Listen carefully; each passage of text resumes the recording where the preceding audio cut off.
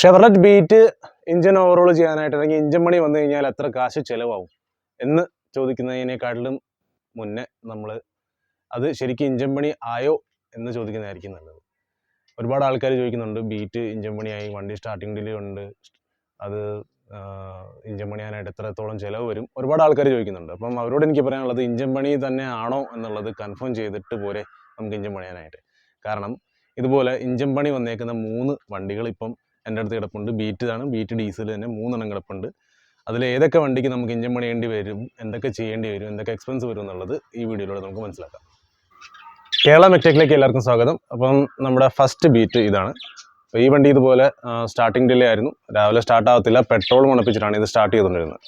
ആ ഒരു കണ്ടീഷനാണ് ഈ വണ്ടി ഇവിടെ ഇരുന്നത്. ഇവിടെ ഇതിൻ്റെ ഡിപ്സ്റ്റിക്കിനകത്ത് കൂടിയൊക്കെ ഓയിൽ, സ്മോക്ക് വേപ്പറൈസ്ഡ് ആയിട്ടുള്ള ഓയിൽ പുറത്തേക്ക് വരുന്നുണ്ടായിരുന്നു. അപ്പം എഞ്ചിൻ പണി ആയോ എന്നുള്ള രീതിയിലാണ് കസ്റ്റമർ ഈ വണ്ടി നമ്മളെ ഫസ്റ്റ് ഇവിടെ കൊണ്ട് കാണിക്കുന്നത്. അപ്പം നമ്മളിത് കറക്റ്റായിട്ട് ചെക്ക് ചെയ്ത് മനസ്സിലാക്കുമ്പം നമുക്ക് സംഗതി ക്ലിയർ ആയി, ഇത് എഞ്ചിൻ പണിയല്ല. ഇതിൻ്റെ ആക്ച്വൽ റീസൺ എന്തായിരുന്നു എന്നുള്ളത് നമ്മൾ ഫൈൻഡ് ഔട്ട് ചെയ്ത് വണ്ടി ഇപ്പോൾ റെഡിയാക്കിയിട്ടുണ്ട്. അപ്പോൾ എന്തൊക്കെ ചെയ്തു എന്നുള്ളത് കാണാം. ഇതിൻ്റെ സ്റ്റാർട്ടിങ് കംപ്ലയിൻറ്റിൻ്റെ ഏറ്റവും പ്രധാനപ്പെട്ട കാരണം ഈ ടാങ്കിൽ വരുന്ന പ്രൈമറി ഫ്യൂൽ പമ്പായിരുന്നു. ഇപ്പോൾ ഈ ഫ്യൂൽ പമ്പ് നമ്മളിനി റീപ്ലേസ് ചെയ്ത് വെക്കുന്നുണ്ട്. അതോടുകൂടി ഇതിൻ്റെ സ്റ്റാർട്ടിങ്ങിൻ്റെ ഇഷ്യൂ സോൾവ് ആവും. ഡിപ്സ്റ്റിക്കിലൂടെ, അതായത് ഓയിൽ സ്റ്റിക്കിലൂടെ എക്സസീവ് ആയിട്ടുള്ള സ്മോക്ക് വരാനുള്ള പ്രധാനപ്പെട്ട കാരണം ഇതിൻ്റെ PCV ഫിൽറ്ററായിരുന്നു. അപ്പം PCV ഫിൽറ്റർ മാറണമെങ്കിൽ ഈ വണ്ടിക്ക് പ്രോപ്പറായിട്ടുള്ള ടൈമിംഗ് ലോക്ക് ചെയ്യാതെ അത് മാറുകയാണെങ്കിൽ ടൈമിംഗ് ഔട്ട് ആകാനുള്ള ചാൻസസ് ഒരുപാടുണ്ട്. ഒരുപാട് ആൾക്കാർക്ക് ഇത് പറ്റിയിട്ടുമുണ്ട്. അപ്പോൾ അതുകൊണ്ട് നമ്മളിതുപോലെ കറക്റ്റ് ടൈമിംഗ് എല്ലാം ലോക്ക് ചെയ്തതിന് ശേഷം വേണം PCV ഫിൽറ്റർ മാറാനായിട്ട്. കാരണം PCV ഫിൽറ്റർ എന്ന് പറഞ്ഞ സംഭവം ഇതിൻ്റെ മേളിലത്തെ ടൈമിംഗ് വീലിലാണ് ഈ സംഭവം സെറ്റ് ചെയ്ത് വരുന്നത്. ഈ പറഞ്ഞ പോലെ ഈ ഒരു ഗിയറിലാണ് സെറ്റ് ചെയ്ത് വരുന്നത്. അത് നമ്മൾ ഊരിയെടുത്തേക്കുന്ന PCV ഫിൽറ്റർ ഇത്രത്തോളം മോശമാണ്. പുതിയ PCV ഫിൽറ്റർ ഇതിലേക്ക് ഫിക്സ് ചെയ്തതിന് ശേഷം പുതിയ ഓയിൽ ഫിൽറ്ററൊക്കെ മാറിക്കഴിഞ്ഞാൽ വണ്ടിയുടെ കംപ്ലയിൻറ്റ് വരും. പ്ലസ് നമ്മളിതിൻ്റെ ഡീസൽ ഫിൽറ്ററും കൂടി നമ്മൾ കറക്റ്റായിട്ടങ്ങ് മാറിവിടും. ഡീസൽ വണ്ടികൾക്ക് ഇപ്പോൾ ഈ ബീറ്റ് ആവണമെന്നില്ല, എല്ലാ ഈ ഡീസൽ വണ്ടികൾക്കും ഇതിൻ്റെ മേജർ സർവീസുകൾ, അതായത് 40,000 kilometre service, 80,000 kilometre service, 1 lakh service, 1,20,000 അങ്ങനെയുള്ള സർവീസുകളെല്ലാം കറക്റ്റായിട്ട് ചെയ്തു പോവുകയാണെങ്കിൽ, പ്ലസ് അഡീഷണൽ ഓരോ വണ്ടിയും പല കണ്ടീഷനിലായിരിക്കും ഓടുന്നത്, പല സ്വഭാവക്കാരായിരിക്കും വണ്ടികൾ ഓടിക്കുന്നത്. അതനുസരിച്ചുള്ള എന്തെങ്കിലും സ്പെഷ്യൽ സർവീസുകൾ ചെയ്യേണ്ടതായിട്ടുണ്ടെങ്കിൽ അത് കറക്റ്റ് കെയർ ചെയ്യുകയാണെങ്കിൽ തീർച്ചയായിട്ടും വണ്ടിക്ക് നല്ലൊരു ആയുസ് കിട്ടുന്നതാണ്. അപ്പോൾ ഈ വണ്ടിയുടെ ഒരു കേസ് പറയുകയാണെങ്കിൽ, ഇത് കറക്റ്റ് സമയത്താണ് നമ്മൾ എത്തിയിരിക്കുന്നത്. കാരണം ഇത് ഏതാണ്ട് ഒരു 89 കിലോമീറ്ററോളം, 89,000 കിലോമീറ്ററോളം ഓടിയിട്ട് വന്നേക്കുന്ന വണ്ടിയാണ്.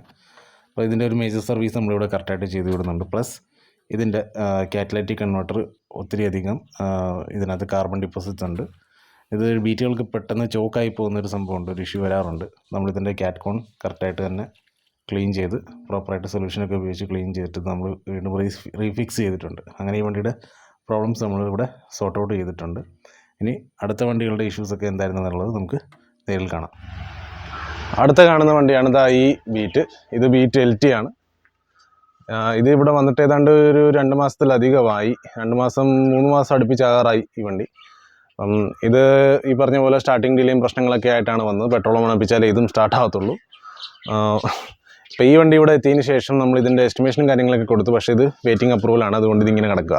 ബീറ്റിൻ്റെ കേസിൽ വരുന്ന മറ്റൊരു ഇഷ്യൂ ഇതാണ്, ഇത് ഓൾറെഡി കസ്റ്റമർ 10-32,000 രൂപ ചിലവാക്കി ഈ വണ്ടി, അത് കഴിഞ്ഞാണ് ഇവിടെ വരുന്നത്. അപ്പോൾ നമ്മൾ കറക്റ്റ് എസ്റ്റിമേഷൻ എടുത്ത് കൊടുത്തു, ഇന്ന കാര്യങ്ങൾ ചെയ്ത് കഴിഞ്ഞാൽ വണ്ടി റെഡിയാവുന്നുള്ള കാര്യം നമ്മൾ എടുത്ത് കൊടുത്തപ്പോഴാണ്. ഇനിയിപ്പോൾ അത് അപ്രൂവൽ കിട്ടിക്കഴിഞ്ഞാൽ ഈ വണ്ടി നമുക്ക് റെഡിയാക്കാൻ പറ്റും. ബീറ്റ് ഉപയോഗിക്കുന്നവർക്ക് പലർക്കും പറ്റുന്ന ഒരു കേസാണ്. ഒരുപാട് പൈസ അവിടെ ഇവിടെയും ചിലവാക്കി റിസൾട്ട് കിട്ടാണ്ട് വരുമ്പോഴത്തേക്ക് പിന്നെ അവസാനം മടുക്കും. അപ്പോൾ അതും ഇതിനകത്തുള്ളൊരു യാഥാർത്ഥ്യമാണ്. പക്ഷേ റൂട്ട് കോസ് മനസ്സിലാക്കി പണിയുകയാണെങ്കിൽ വലിയ ശല്യമില്ല, നമുക്ക് ചെയ്യാൻ പറ്റും. ഇതാണ് നമ്മുടെ വെയിറ്റിംഗ് അപ്രൂവലായി കിടക്കുന്ന വണ്ടി, അതുകൊണ്ടാണ് ഇപ്പോൾ ഇത് ഇച്ചിരി പൊടിയായിട്ടൊക്കെ പിടിച്ച് കിടക്കുന്നത്. അപ്പോൾ ഇതിൻ്റെ കാര്യം പറയാം. ബീറ്റ് 1,00,000 കിലോമീറ്ററിനുള്ളിൽ എഞ്ചിൻ പണി വരും എന്ന് പറയുന്നവരോട് എനിക്ക് പറയാനുള്ളത്, ഈ വണ്ടിയുടെ കിലോമീറ്റർ എല്ലാവരും കണ്ടോ, 1,91,546 കിലോമീറ്റർ ഈ വണ്ടി ഓടിയിട്ടുണ്ട്. 2 ലക്ഷം മുട്ടാറായിട്ടുണ്ട്. എന്നാൽ ഈ വണ്ടിക്ക് എഞ്ചിൻ പണിയേണ്ട യാതൊരുവിധ കാര്യമില്ല. ഇതിൻ്റെ എഞ്ചിൻ ഇപ്പോഴും നല്ല പക്ക പെർഫെക്റ്റ് എഞ്ചിനാണ്, അടിപൊളി എഞ്ചിനാണ് ഇതിൻ്റെ. പക്ഷേ ഇതിനകത്ത് ഈ സ്റ്റാർട്ടിങ് ഡിലേയും പ്രശ്നങ്ങളൊക്കെ, സ്മോക്കും കാര്യങ്ങളൊക്കെ വരാനുള്ള പ്രധാന കാരണം വേറൊന്നുമല്ല, ഇതിൻ്റെ ടൈമിംഗ് സംബന്ധമായ ചില കാര്യങ്ങളാണ്. ആ വർക്കിലേക്ക് വരുമ്പം അതും അടുത്ത വീഡിയോയിലേക്ക് ഞാൻ ഇടുന്നതായിരിക്കും. ടൈമിംഗ് കസ്റ്റമർ ശ്രദ്ധിക്കാണ്ട് ഓടിയിട്ടുണ്ട്, ടൈമിംഗ് ഒത്തിരി ലൂസായി പോയിട്ടുണ്ട്, അതാണ് ഇതിനകത്ത് വന്നേക്കുന്ന ഇഷ്യൂ. പിന്നെ ടർബോ കംപ്ലൈൻറ്റ് തുടങ്ങിയിട്ടുണ്ട്. ടൈമിംഗ് ലൂസായിട്ട് ഒരുപാട് ഓടിയത് കൊണ്ട് ഇതിൻ്റെ ഹൈഡ്രോളിക് ടാപ്പറ്റുകൾക്ക് ടൈമിംഗ് ഒരുപാട് ലൂസായി ഓടിയത് കൊണ്ടാണ് ഹൈഡ്രോളിക് ടാപ്പറ്റുകൾക്ക് കംപ്ലയിൻറ്റ് വന്നു തുടങ്ങിയിട്ടുണ്ട്. ആ വർക്കുകൾ ചെയ്ത് തീർത്താൽ ഈ വണ്ടി അടിപൊളിയായിട്ട് ഇവിടുന്ന് പോകും. അപ്പോൾ അത് ഞാൻ അപ്രൂവൽ കിട്ടിയതിന് ശേഷം ഈ വണ്ടിയുടെ പണി തീർക്കുമ്പം വീഡിയോയിൽ ഷെയർ ചെയ്യുന്നതാണ്. ഇനി അടുത്ത വണ്ടി കാണിക്കാം. മൂന്നാമത്തെ വണ്ടി ഇതോ അവസാനം എന്താ ഇവിടെ കിടക്കുന്നു. ഇത് എറണാകുളത്തു നിന്ന് വന്നേക്കുന്ന വണ്ടിയാണ്. അപ്പം ഇത് ഈ ആഴ്ച പണി തീർത്ത് പോകാനുള്ള വണ്ടിയാണ്. അപ്പോൾ ഇതിൻ്റെ പണികൾ എന്തൊക്കെയാണെന്ന് നമുക്ക് ഈ വരും ദിവസങ്ങളിൽ നമുക്ക് എന്തായാലും വീഡിയോയിൽ ഇടുന്നുണ്ട്, ഞാൻ ഷെയർ ചെയ്യുന്നുണ്ട്. അപ്പോൾ ഇതിനാണ് ശരിക്കും ഈ 2-3 വണ്ടികളിൽ നിന്നും ഇഞ്ചൻ പണി വന്നേക്കുന്ന വണ്ടി. അതിനകത്തും നമുക്കിതിൻ്റെ ഇഞ്ചൻ പണി ഫുള്ള് പണിയേണ്ടി വരത്തില്ല. ഇതിനകത്ത് വന്ന ഇഷ്യൂ വേറൊന്നുമല്ല, ഇതിൻ്റെ PC ഫിൽറ്റർ എവിടെയോ മാറാൻ നേരത്ത് മുന്നേ കാണിച്ച വണ്ടിയുടെ PC ഫിൽറ്റർ ടൈമിങ് നമ്മൾ കറക്റ്റ് ലോക്ക് ചെയ്ത് മാറിയില്ലെങ്കിൽ പണി കിട്ടുന്ന സംഭവമാണ്. ടൈമിങ് എന്തോ പറ്റി, സംഭവം ലോക്ക് ചെയ്ത് ശരിയാഞ്ഞിട്ടാണോ എന്തോ പറ്റി, അതിനുശേഷം വണ്ടി ഇത്രയും കാലം ഓടിയത് ടൈമിങ് ഔട്ടായിട്ടാണ്. കാരണം എനിക്ക് തോന്നുന്ന 1-2 ടീത്ത് അങ്ങോട്ടും ഇങ്ങോട്ടും മാറുകയോ, അല്ലെങ്കിൽ എനിക്ക് തോന്നുന്ന ഇതിൻ്റെ ബാലൻസർ ഷാഫ്റ്റ്, പൊതുവെ ബാലൻസർ ഷാഫ്റ്റിന് ചേഞ്ച് വന്നിട്ടാണ് വരുന്ന ഇഷ്യൂ. ബാലൻസർ ഷാഫ്റ്റ് ടൈമിങ് തെറ്റിയിട്ടാണ്, 3 സിലിണ്ടർ വണ്ടി ആയതുകൊണ്ട് ബാലൻസർ ഷാഫ്റ്റിൻ്റെ ടൈമിങ് തെറ്റിയിട്ടാണ് വണ്ടി ഇത്രയും കാലം ഓടിയത്. അപ്പോൾ അങ്ങനെ അധികം കാലം ഓടിയത് കൊണ്ടാണ് ഈ വണ്ടിക്ക് ശരിക്കും കംപ്ലയിൻറ്റ് വന്നേക്കുന്നത്.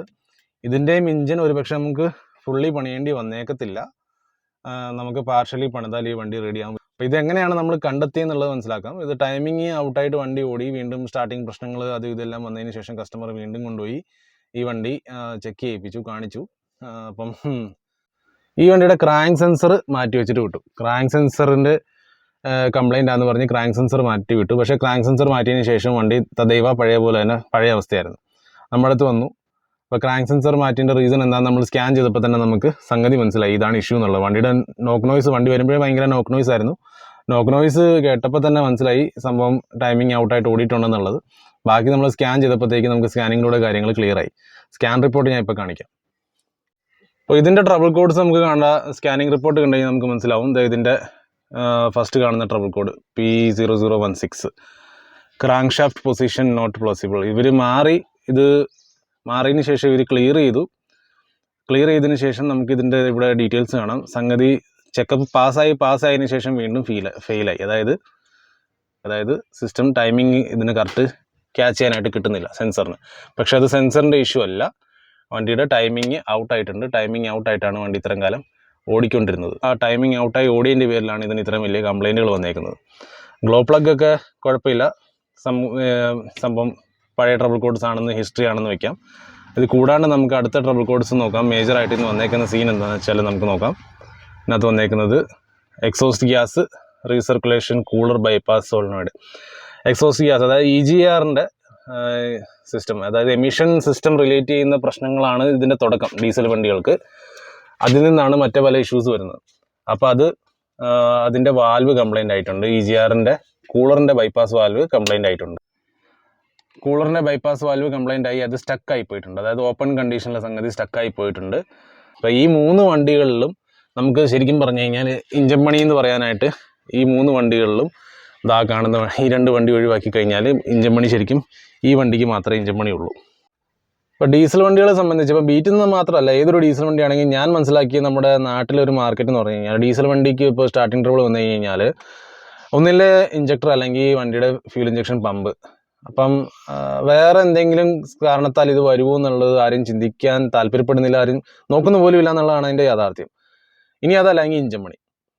അപ്പം റൂട്ട് കോസ് മനസ്സിലാക്കിയിട്ട് പണിത് പോവുകയാണ്. ഈ ബീറ്റിൻ്റെ കേസിൽ പറ്റിയേക്കുന്ന ഏറ്റവും വലിയ ഇഷ്യൂ എന്ന് പറഞ്ഞു കഴിഞ്ഞാൽ, ഇപ്പോൾ ബീറ്റിൻ്റെ കേസിൽ പറ്റിയേക്കുന്നതെന്ന് വെച്ചാൽ ശരിയാണ്, വണ്ടിക്ക് പോരായ്മകളുണ്ട്. ഞാനൊരു കാര്യം ചോദിച്ചോട്ടെ, പോരായ്മകൾ ഇല്ലാത്ത വണ്ടികൾ ഏതുണ്ട്? പോരായ്മകളില്ലാത്ത ഒരു ബ്രാൻഡെങ്കിലും ഉണ്ടോ? ഒരു ബ്രാൻഡിന് പോലും ഇല്ല. ടെസ്ലയ്ക്ക് പോലും കംപ്ലയിൻറ്റുകൾ വരുന്നുണ്ട്. ഇപ്പോൾ ഈ പറഞ്ഞ പോലെ ബെൻസിനോ BMW-ക്കോ ജാഗ്വാറിനോ ലാൻഡ് റോവറിനോ ലെക്സസിനോ ടൊയോട്ടോയ്ക്കോ ഈ പറഞ്ഞ പോലെ നമ്മുടെ റോൾസ് റോയ്സിനോ ഇതിനൊന്നും കംപ്ലയിൻ്റ് ഇല്ലേ? കംപ്ലയിൻറ്റുകൾ എല്ലാ വണ്ടിക്ക് എന്തെങ്കിലുമൊക്കെ കംപ്ലയിൻറ്റുകളുണ്ട്. ഇതെല്ലാം മനുഷ്യരാണ് എഞ്ചിനീയറിംഗ് ചെയ്ത് നടത്തി ഓരോ സംഗതികൾ കണ്ടുപിടിച്ച് ഓരോ വണ്ടികൾ വാഹനം നിർമ്മിക്കുന്നത്. അപ്പോൾ എന്തായാലും അതിനകത്ത് കംപ്ലയിൻറ്റുകൾ വരാം, പോരാക്കുറവുകളുണ്ടാവാം, ഏറ്റക്കുറച്ചിലുകളുണ്ടാവാം. കംപ്ലയിൻറ്റുകളുള്ള സംഭവങ്ങൾ എല്ലായിടത്തും ഉണ്ട്. ഞാൻ ഒരുപാട് കാലം ലക്ഷറി കാറുകൾ, പ്രീമിയം കാറുകൾ പണിതിട്ടുണ്ട്. BMW ആയിക്കോട്ടെ, റേഞ്ച് റോവർ ആയിക്കോട്ടെ, മിനി കൂപ്പർ ആയിക്കോട്ടെ, ഒരുപാട് വണ്ടികൾ ഞാൻ കണ്ടു. ലെക്സസ് ഉണ്ട്, ടൊയോറ്റ കണ്ടിട്ടുണ്ട്, പണിതിട്ടുണ്ട്. അപ്പം എല്ലാത്തിനും പോരായ്മകളുണ്ട്. പോരായ്മകളില്ലാത്ത ഒരു സാധനം പോലും ഇല്ല. നമുക്ക് വേണ്ടതെന്ന് വെച്ചാൽ നമ്മൾ ഉപയോഗിക്കുന്ന വണ്ടി അത് ഏത് വേണമെങ്കിലും ആയിക്കോട്ടെ, അതിപ്പം ഷെവർലെറ്റ് ആയിക്കോട്ടെ, മാരുതി ആയിക്കോട്ടെ, ഫോർഡ് ആയിക്കോട്ടെ, റേഞ്ച് റോവർ ആയിക്കോട്ടെ, ടെസ്ല ആയിക്കോട്ടെ, ഏത് വണ്ടി ആയിക്കോട്ടെ, നമ്മൾ അതിൻ്റെ പ്രോസ് ആൻഡ് കോൺസ് മനസ്സിലാക്കിയിട്ട് ആ വണ്ടി ഉപയോഗിക്കുകയാണെങ്കിൽ, ഞാൻ ഒന്നുകൂടി പറയട്ടെ, അതിൻ്റെ ഗുണങ്ങളും ദോഷങ്ങളും മനസ്സിലാക്കിയിട്ട് ആ വണ്ടി ഉപയോഗിക്കുകയാണെങ്കിൽ, ഗുണങ്ങളും ദോഷങ്ങളും മനസ്സിലാക്കിയിട്ട് ആ വണ്ടിയുടെ ഓരോ വേണ്ട രീതിയിലുള്ള സർവീസും കാര്യങ്ങളും സമയാസമയം ചോദിച്ച് പറഞ്ഞ് ചെയ്യിച്ച് കൊണ്ടുപോവുകയാണെങ്കിൽ ഒത്തിരി ബുദ്ധിമുട്ടേണ്ടി വരത്തില്ല. ഷെവർലയുടെ കേസിൽ, ബീറ്റിൻ്റെ കേസിൽ ഞാൻ ഒത്തിരി കേസ് സ്റ്റഡി നടത്തിയതിന് ശേഷം ഞാൻ എത്തിയേക്കുന്ന എനിക്ക് കിട്ടിയേക്കുന്ന ഒരു റിസൾട്ട് എന്ന് പറഞ്ഞു കഴിഞ്ഞാൽ, ഇതിന് പറ്റിയേക്കുന്ന 2-3 പോരായ്മകളുണ്ട്. ഒന്ന്, ഉപയോഗിക്കുന്ന ആൾക്കാർക്ക് ഇതൊരു 3 സിലിണ്ടർ ഡീസൽ എഞ്ചിൻ വണ്ടി ആണ് എന്നുള്ളത് പലരും മറന്നു പോയിട്ടാണ് ഈ വണ്ടി ഉപയോഗിക്കുന്നത്. നമ്മളിത് ഭയങ്കരപ്പെട്ട പവറുള്ള വണ്ടിയല്ല. നമ്മൾ ഗിയർ താങ്ങി ചാമ്പി പിടിച്ച് ഓടിക്കാനൊന്നും റഫ്യൂസ് ചെയ്യാനായിട്ട് ഈ വണ്ടി കൊള്ളത്തില്ല. നോർമൽ യൂസ് ചെയ്യുന്ന ആൾക്കാരാണെങ്കിൽ വണ്ടിക്ക് വലിയ പ്രശ്നമില്ല. രണ്ടാമത്തെ കേസ് വന്നേക്കുന്നത്, ഷെവർലേക്ക് തന്നെ വലിയ താല്പര്യം ഉണ്ടായിരുന്നില്ല. ഞാൻ മനസ്സിലാക്കിയത് എങ്ങനെയാണെന്ന് വെച്ചാൽ, സർവീസ് അവർക്ക് ഭയങ്കര, കസ്റ്റമർ പറഞ്ഞു കേട്ടിട്ടുള്ള ഒരു അറിവാണ്, സർവീസ് നിന്ന് കസ്റ്റമേഴ്സ് അത്രയും സാറ്റിസ്ഫൈഡ് ആയിരുന്നില്ല. കാരണം ഇത്രയും ചെറിയൊരു എൻട്രി ലെവൽ ഹാച്ച് ആയിരുന്നു അവരുടെ ഇത് എന്ന് വേണേൽ പറയാം. കാരണം വളരെ ചെറിയൊരു ഹാച്ച് ബാക്ക് കാറാണ് ഈ ബീറ്റ് എന്ന് പറഞ്ഞാൽ. പക്ഷേ ഇതിൻ്റെ സർവീസ് കോസ്റ്റ് എന്ന് പറഞ്ഞു കഴിഞ്ഞാൽ മാരുതിയുടെ പല വണ്ടികളെക്കാട്ടിലും, ഹിൻഡയുടെ പല വണ്ടിയെക്കാട്ടിലും ചില സമയത്ത് കൂടുതൽ വന്നിട്ടുണ്ട്. അപ്പം അത്രയും ഡിഫറൻസ് ആണ് ഈ വണ്ടീനെ ശരിക്കും ഒരു ചീത്തപ്പേരുണ്ടാക്കി കൊടുത്തേക്കുന്നത്. പിന്നെ ഈ വരുന്ന ഫോൾട്ടുകൾ, കംപ്ലൈൻറ്റുകൾ ശരിക്കും നമുക്ക് അതിനെക്കുറിച്ച് യുക്തിപരമായിട്ട് ചിന്തിച്ച് ഡയഗ്നോസ് ചെയ്യാൻ പറ്റാത്ത ഒരു ഇഷ്യൂ കൊണ്ടാണ് ബീറ്റ് വണ്ടികൾക്ക് ഒരു ചീത്തപ്പേരുണ്ടായിരിക്കുന്നത്. കാരണം സ്റ്റാർട്ടിങ് ട്രബിൾ ആയിരിക്കും, പക്ഷെ നമ്മൾ പണിയുന്നത് ചിലപ്പോൾ എഞ്ചിനായിരിക്കും. സ്റ്റാർട്ടിങ് ട്രബിൾ എന്തുകൊണ്ട് വന്നു എന്നുള്ളത് നോക്കാണ്ടായിരിക്കും ചിലപ്പോൾ എഞ്ചിൻ പണിയുന്നത്. അങ്ങനത്തെ കുറേ കേസസ് എനിക്ക് വന്നിട്ടുണ്ട്. ഇപ്പോൾ ഈ 3 വണ്ടിയും, ഒരെണ്ണത്തിൻ്റെ ഈ വണ്ടിയുടെ വർക്ക് കഴിഞ്ഞു, ബാക്കി 2 വർക്ക് അടുത്ത വീഡിയോസിൽ ഞാൻ കറക്റ്റായിട്ട് ഞങ്ങളോട് ഷെയർ ചെയ്യുന്നുണ്ടാവും. അപ്പോൾ ഈ ബുദ്ധിമുട്ടുകൾ ബീറ്റ് സെക്കൻഡ് ഹാൻഡ് ഉപയോഗിച്ച് മേടിക്കുന്നവർ പലരും പെട്ടുപോകുന്നതിന് മെയിൻ അവസ്ഥ ഇതാണ്. എന്താ വെച്ചാൽ വണ്ടി പലയിടത്തും പോയി കാണിച്ച് ഒരുപാട് പൈസ ഇറക്കിയിട്ടുണ്ടാവും. പിന്നെ രണ്ടാമത് അതിലേക്ക് ഇനി ഇൻവെസ്റ്റ് ചെയ്യാൻ താല്പര്യമില്ലാത്തൊരു സിറ്റുവേഷനിലേക്ക് എത്തും. പക്ഷെ നല്ല രീതിയിൽ കൊണ്ടു നടക്കുകയും നല്ല രീതിയിൽ പണിയാൻ ആൾക്കാരുണ്ടെങ്കിൽ വലിയ ബുദ്ധിമുട്ടില്ലാതെ കൊണ്ടുപോകാൻ പറ്റുന്ന വണ്ടി തന്നെയാണെന്നാണ് എൻ്റെ ഒരു അഭിപ്രായം. അപ്പോൾ ഇനി ബീറ്റ് സെക്കൻഡ് ഹാൻഡ് വണ്ടി വാങ്ങാൻ ഉദ്ദേശിക്കുന്നവർ, അല്ലെങ്കിൽ സെക്കൻഡ് ഹാൻഡ് മേടിച്ച് ഉപയോഗിച്ചുകൊണ്ടിരിക്കുന്നവരോട് എനിക്ക് പറയാനുള്ള ഒരു കാര്യം, നമ്മൾ സെക്കൻഡ് ഹാൻഡ് വാങ്ങുന്നുണ്ടെങ്കിൽ ഈ പറഞ്ഞ പോലെ വണ്ടിക്ക് ശരിയാണ് ഏറ്റക്കുറച്ചിലുകളുണ്ട്. ചില സമയത്ത് വയറിങ് സംബന്ധമായ പ്രശ്നങ്ങൾ വരും, ചില സമയത്ത് പമ്പോ ഈ പറഞ്ഞ പോലെ ടൈമിംഗ് ചെയിൻ ലൂസാവും. അതൊക്കെ കോമൺ ആയിട്ടുള്ള കാര്യങ്ങളാണ്. PC ഫിൽറ്റർ മാറാണ്ട് ഓടിക്കും, ശ്രദ്ധയില്ലാണ്ട് ഓടിച്ച് വരുന്ന കംപ്ലൈൻറ്റുകളാണ് കൂടുതൽ. ഇപ്പം വേറെ ഒരു സംഭവം കാണിച്ചിരുന്നത്, ഈ വണ്ടിയുടെ എഞ്ചിൻ ഓയിൽ പുള്ളിക്കാരൻ യൂസ് ചെയ്തുകൊണ്ടിരുന്നത് 20W40 പെട്രോൾ എഞ്ചിൻ ഓയിലാണ് ഇതിൽ യൂസ് ചെയ്തുകൊണ്ടിരിക്കുന്നത്. അത് തന്നെ വലിയൊരു തെറ്റാണ്. ഇതുപോലെ ഒരു സംഭവം നമ്മുടെ ഒരു വേറെ സുഹൃത്തിന് പറ്റിയിട്ടുണ്ട്. ഡീസൽ സ്വിഫ്റ്റിൽ പെട്രോൾ എഞ്ചിൻ ഓയിലാണ് യൂസ് ചെയ്യുന്നത്. അപ്പോൾ അങ്ങനത്തെ പ്രശ്നങ്ങളൊക്കെ വരും. അപ്പം അതുകൊണ്ട് ചെറിയ ചെറിയ കാര്യങ്ങൾ, തെറ്റുകളിൽ നിന്ന് നമുക്ക് വലിയ വലിയ പണികൾ ചിലപ്പം കിട്ടിയിരിക്കും. അപ്പോൾ അതൊക്കെ മെയിനായിട്ട് ശ്രദ്ധിക്കുക. അപ്പോൾ ഞാൻ പറയാൻ വന്ന കാര്യം എന്ന് വെച്ചാൽ, ബീറ്റ് നമ്മൾ സെക്കൻഡ് ഹാൻഡ് വാങ്ങുന്നുണ്ടെങ്കിൽ, ഇപ്പം വലിയ മാർക്കറ്റില്ല വണ്ടിക്ക്, ന്യായമായ രീതിയിലുള്ള ഒരു വില കൊടുത്ത് വാങ്ങുക. ഒരു 10-15 രൂപയുടെ എക്സ്പെൻസ് പ്രതീക്ഷിച്ചുകൊണ്ട് തന്നെ വാങ്ങുക. ഇനി വാങ്ങിയിട്ട് നമുക്ക് ഇതുപോലെ സ്റ്റാർട്ടിംഗ് ട്രബിളോ പ്രശ്നങ്ങളോ കാര്യങ്ങൾ വരുന്നുണ്ടെങ്കിൽ, നമുക്കൊരു 10-15 രൂപ അങ്ങനെ പോയാലും ചിലപ്പം ഒരു 20 രൂപയ്ക്കുള്ള ചിലവ് വന്നേക്കാം എന്നുള്ളത് മനസ്സിലാക്കിക്കൊണ്ട് തന്നെ എടുക്കുക. ചില വണ്ടികൾ നല്ല നീറ്റ് ആൻഡ് ക്ലീൻ ആയിട്ട് കിട്ടും, ആൾക്കാർ മെയിൻറ്റെയിൻ ചെയ്ത് നടക്കും, നല്ല രീതിയിൽ സർവീസ് ചെയ്ത് നടക്കും. ചില വണ്ടികൾ അലമ്പായിരിക്കും. അപ്പോൾ ഒരു 10-15 രൂപ 20 രൂപ അങ്ങനെ പോയാലും പ്രതീക്ഷിച്ച് തന്നെ എടുക്കുക. സ്റ്റാർട്ടിങ്ങിലാണ് ഇതിന് വരുന്ന മെയിൻ ഒരു കംപ്ലൈൻറ്റ്. ആ ഒരു പേരിലാണ് ഇതൊരു മാൻഡ്രേക്കായി മാറിയിരിക്കുന്നത്. അപ്പോൾ സ്റ്റാർട്ടിംഗ് ഡിലേയുടെ റൂട്ട് കോസ് മനസ്സിലാക്കി പണിത് റെഡിയാക്കാൻ പറ്റുമെന്നുള്ളത് യാതൊരു സംശയമില്ല. റൂട്ട് കോസ് മനസ്സിലാക്കി വണ്ടി പണിത് റെഡിയാക്കുവാണെങ്കിൽ അതിൻ്റെ സ്റ്റാർട്ടിംഗ് ട്രബിൾ മാറും, കംപ്ലൈൻറ്റ് വരത്തില്ല വണ്ടിക്ക്. അപ്പോൾ ആ രീതിയിൽ ചെയ്തെടുക്കാൻ പറ്റും. അപ്പോൾ ആ രീതിയിലുള്ള നമ്മൾ വില കുറച്ചിട്ട് വണ്ടി എടുക്കുക. ഇങ്ങനെയുള്ള പണികളുണ്ടെങ്കിൽ അത് നല്ല രീതിയിൽ പണിത് ക്ലിയർ ചെയ്തെടുക്കുകയാണെങ്കിൽ വണ്ടി തീർച്ചയായിട്ടും അങ്ങനെ പോയാലും, ഇപ്പം സെക്കൻഡ് ഹാൻഡ് എടുക്കുന്നവർ കൂടുതൽ ഉദ്ദേശിക്കുന്ന ഒരു 4 കൊല്ലം 5 കൊല്ലം ഉപയോഗിച്ച് വണ്ടി കൊടുക്കുക, അല്ലെങ്കിൽ വണ്ടി സ്ക്രാപ്പ് ചെയ്താലും കുഴപ്പമില്ല എന്നുള്ള രീതിയിലാണ് ആൾക്കാർ എടുക്കുന്നത്. അപ്പോൾ ആ രീതിയിൽ നോക്കി എടുക്കുക വണ്ടി. അതാണ് മെയിൻലി പറയാനുള്ളത്.